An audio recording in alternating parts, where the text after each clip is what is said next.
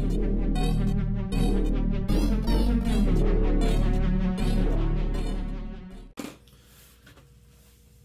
up, guys? This is Mike here at Casino Comics. Got off work, came on, read a few books. So I do a quick video of the pickups for the last week and a half or so. Right here, I picked up Batman, issue 151. And here, Batman and Catwoman are trying to track down the mother box that Amanda Waller has hidden that she's been using to keep everybody at bay. They finally have it tracked down, and Bizarro Superman shows up. I have to get the next issue. Pretty good. Picked up the Incredible Hulk, issue number 15. In this book, I kind of found out that the Hulk is not the original Hulk. There was one like 3,600 years ago called the Bullman or something. I can't remember what that name they used. That went up against the Eldris back then. It's going to be a good read. It's kind of dragging on with that. Let's go find the Eldris and all this stuff. But I like the monsters and the side effect of it. Picked up Miles Morales, Spider-Man issue number 23. No. Miles is still a vampire.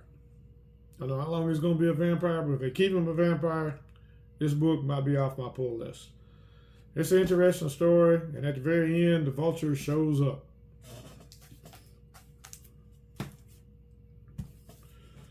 I don't know how, but the Ultimates number 3 got on my pull list somehow. I don't know really what it's about, but it shows Thor, Iron Lad, and I can't even think of the other one.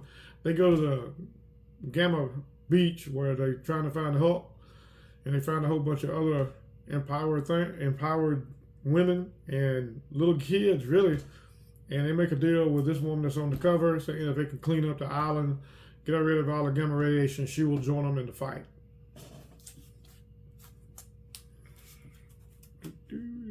Picked up Moon Knight, Vengeance of Moon Knight, issue number 8. And it shows them cleaning up after the Blood Hunt finals, taking back the territory, cleaning up, taking out all the vampires, and the sun's out, but the vampires ain't burning like they're supposed to. It's a pretty good read. Pretty good read. I'm enjoying Moon Knight. I kind of like him. Picked up Gunslinger, issue number 34. You know, in the last issue, the SWAT team took him down and they got him at the hospital. You know, they seeing all the scar tissue and all that. He's trying to escape every time he wakes up, so they pump him full of drugs, and he's reliving some of his past lives in the Old West. I'm enjoying this one too. I picked up The Amazing Spider-Man, issue number 55. That's a good looking cover. In this issue, Spider-Man's trying to go on a date. And he's late getting there, of course, because he's got to stop people. And while he's sitting at the date, he looks out the window and sees the Rhino running through. And he decides to go stop him. And the lady he's on the date with says, you got to decide what's good for you. And as he's going out changing the Spider-Man, he decides not to. He leaves it to Peter Parker. He hollers at Rhino, tells him to cut it out for one day because he's on a date and he's trying to make it work out. And actually, Rhino walks off.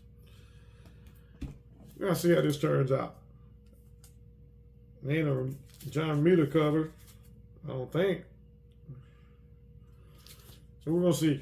I'm on the verge of dropping this one too, and just keeping the Ultimate Spider-Man and the rest of them.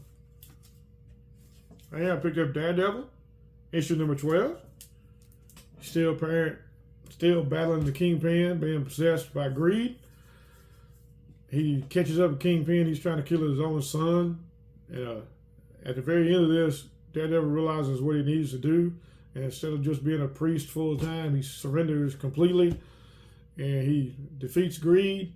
And at the end of it, he's sitting there completely drained, and Kingpin gets up, and he's thinking, oh well, Kingpin's just going to keep beating me, and he tells him thank you. That's how the book ends.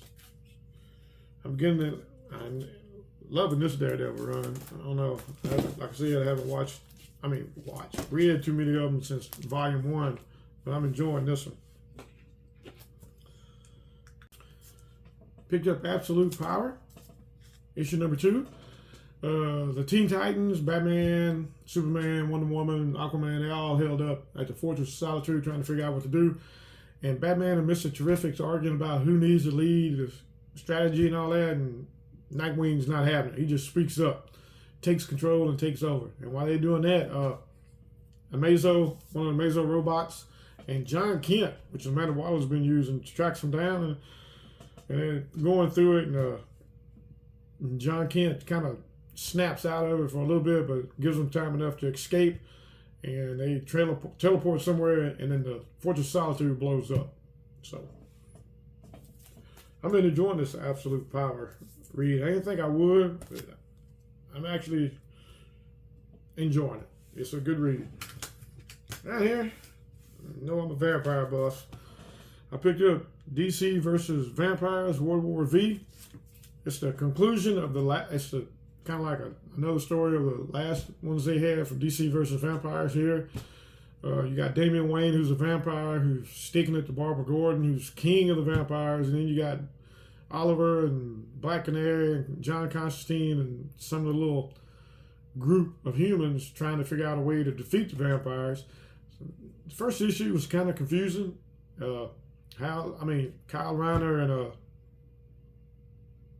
makes it back to Earth, and he doesn't know it's vampires, so they kind of, Wonder Woman stabs him through the chest and kills him.